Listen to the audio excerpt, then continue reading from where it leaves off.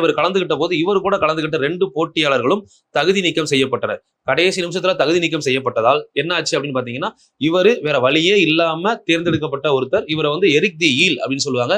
So இவருக்கு அந்த மாற்றம் கடைசி செகண்ட்ல நடந்திருக்கு. சரிங்களா? அதனால மாற்றங்கள் எப்ப வேணா நடக்கலாம். நம்மளால இது முடியுமா, நம்ம இங்க போகணுமா, இந்த மாதிரி எந்த ஒரு கொஸ்டின் மார்க்கும் அவர்கிட்ட இல்ல. கரெக்டா பிராக்டிஸ் பண்றாரு. இத்தனைக்கும் அவர் ஊர்ல ஏரியில பிராக்டிஸ் பண்ண ஒரு நபர். இவருக்கு தனியா ஸ்விம்மிங் குளம் எதுவுமே கிடையாது. அவங்க ஊர்ல வந்து பாத்தீங்கன்னா ஒரு ஹோட்டல்ல இருக்க ஸ்விம்மிங் பூல்ல டெய்லி 1 hour தான் பிராக்டிஸ் அலோவ் பண்ணிருக்காங்க. அந்த டைம்ல பிராக்டிஸ் பண்ணவர். சோ முறையா ஒலிம்பிக்ல 50 மீட்டர் ஸ்விம்மிங் பூலை பார்த்தது அவர் அப்பதான் ஃபர்ஸ்ட் டைம். சோ இதெல்லாமே பாத்தீங்கன்னா அவரோட ஹிஸ்டரி நீங்க படிச்சு பாருங்க தெரியும். சோ இவ்வளவு கம்மியான காலத்துல ஒலிம்பிக்ல போய் கலந்துக்கக்கூடிய வாய்ப்பு அவர் கிடைச்சிருக்கு. சோ அதே டைம்ல அவர் கூட இருந்த 2 பேர் தகுதி நீக்கம் செய்யப்பட்டது அவருக்கு பெரிய வாய்ப்பு அமைஞ்சிருக்கு.